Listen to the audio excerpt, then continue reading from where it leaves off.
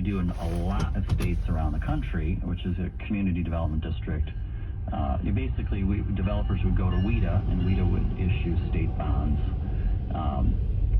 and produce the capital to pay for the infrastructure.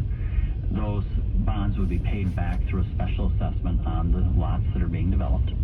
So the homeowner would pay a special assessment over, 20 years. But the savings would be enormous, so that the lot price would come down. So then the price would be lowered, and the net savings would be very significant. I estimated, lot prices sometimes could come down as low as $100,000 lower price, depending on the size of the lots, etc. Wow. So it's a very significant savings. And so if you didn't have to go get 125%, float all of this stuff, if it was just WIDA backing the bonds, then the homeowner who bought the property would pay that back. In a small special assessment each year. Would be far less significantly cheaper. Right. Because the alternative is they pay a much higher price, and they got to go to their own bank and finance that much higher price. Versus paying a WIDA special assessment. Yeah, right. And that makes a lot of sense. A lot of states do this. That makes a ton of sense. And we're one of the few that doesn't do it. That would bring a lot of single-family homes online a lot faster. Oh, yeah. It seems to me. Absolutely. Plus, would that allow maybe that startup guy to start doing smaller single-family developments? It would seem that if WIDA were going to do the bond... You'd have to make sure, if you're issuing a bond, you're going to have enough of a bond size to do it. So you're probably going to have at least a minimum $10 million bond, so you're probably going to have a minimum number of lots. Maybe it's 20 lots or something.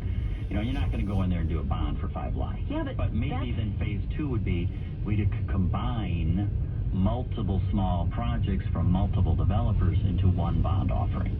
Yeah, and they could do it that way. I like That'd that. be like a phase 2 after they get phase 1 started up. And yeah, but maybe that's a phase 2 of the bill as well. Well, yeah. To just say... It'd be a later phase. Yes, to just say, okay, well, let's just try this out, this idea of developer districts, or you at one time called them metro districts.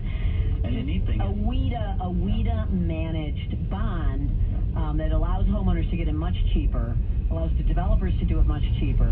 And do it as hell, do it in 3 cities. Do it in, Oshkosh, Madison, or DeForest, whatever. County, whatever. Right. Just do it in 3 areas, and if it works, then phase 2 could say, all right, smaller. We can combine smaller projects under one bond offering. Under one bond offering. I like that idea. Then if you're doing this, the savings are so big that as a developer, I'd be like, okay, if I have to pay, as part of this budget that I would put together and submit to WIDA, if I have to pay some impact fees to the cities, to help them cover like expanding fire and sewer and water, or fire department services or police service, fine.